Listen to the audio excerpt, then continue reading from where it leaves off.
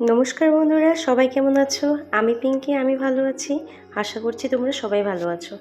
আজ আমার হাজব্যান্ড বাজার থেকে 2 রকমের মাছ নিয়ে এসেছে। বলেছে চিংড়িটাকে লাউ দিয়ে করতে, আর কাঁচুলি মাছটা তুমি তোমার পছন্দ মতো করো। ব্যাস, যেই বলেছে সেই কাজে লেগে পড়েছি। প্রথমে মাছগুলোকে ভালো করে পরিষ্কার করে নিয়ে হলুদ আর লবণ মেখে রেখে দিয়েছি। এরপর সবজিগুলো ভালো করে কেটে নিয়েছি। প্রথমে মাছগুলো ভালো করে ভেজে নিয়েছি। এরপর কড়াইয়ের তেল গরম হয়ে গেলে ফোড়নে আজ দিয়েছি আমি রাঁধুনি, শুকনো লঙ্কা, আদা, তেজপাতা।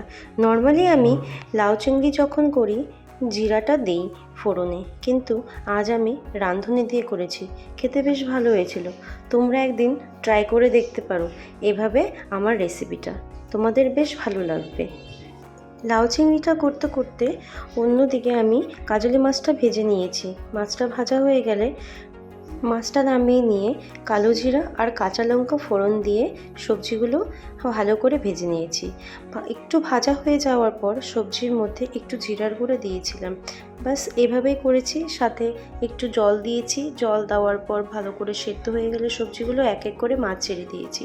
মাছটা হয়ে যাওয়ার পরেই তারপর একটু ধনেপাতা দিয়ে ঢেকে রেখেছিলাম। ঢেকে রাখার পর নামিয়ে নিয়েছিলাম।